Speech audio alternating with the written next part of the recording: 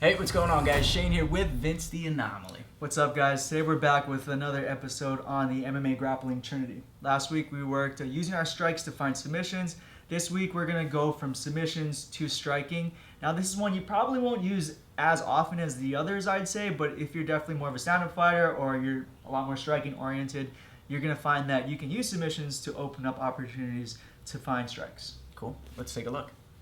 For our first example, I've got Shane locked up in the triangle. Now, ideally, I'm cutting an angle here. I'm getting this elbow across. Maybe I'm underhooking an arm and leg, and I'm finishing the triangle like this. But let's say we get stuck in this position. Shane knows what's coming, so he pulls his arm back and he starts to posture up, which is great triangle defense. But remember, this is MMA, so I'm going to use my legs to keep him clamped down.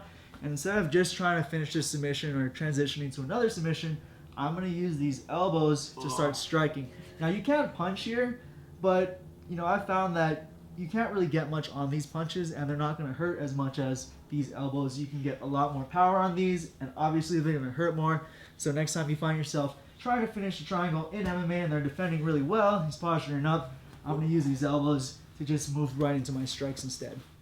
Now for the next example, we're here in this reverse triangle. So I've done a lot of work to get here, got my legs locked up, and I could be trying to finish a submission. I can grab the leg and be crunching Shane in. I could be going for Kimuras from here. Coach Ian Harris loves this position. He showed it to us a lot at Fight Science MMA. But instead of trying to go for this, let's say Shane's doing a good job of pinching his elbow nice and tight. He's creating some space on the side of his neck. I'm not able to cut off that carotid artery and get my submission. I can't reach his legs. Maybe he's a lot taller than me. He's keeping his legs down.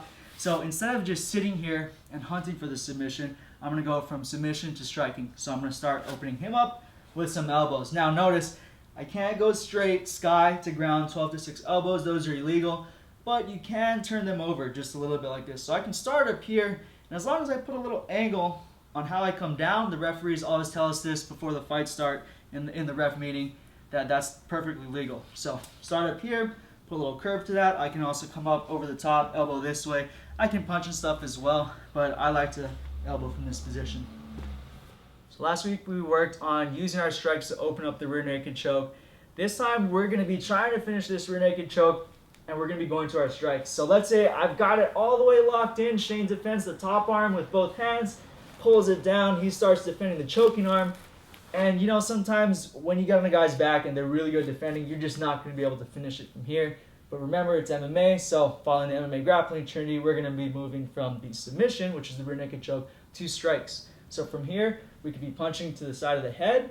Notice, same thing like I showed last week. I like to lock myself in by keeping this hand clamped right over Shane's shoulder and keeping this nice and tight. And now once I have him there, I can be punching some more. I can also go BJ Penn style and start using these shots right here to Shane's stomach. But either way, I'm locked in, hunting this rear naked choke. Can't finish it. Start switching up, go for some strikes instead. All right, so we've rolled into this crucifix position, and I'm trying to finish Shane with the one arm rear naked choke. But again, it's not working. Okay, Shane's protecting well. He's keeping his chin down.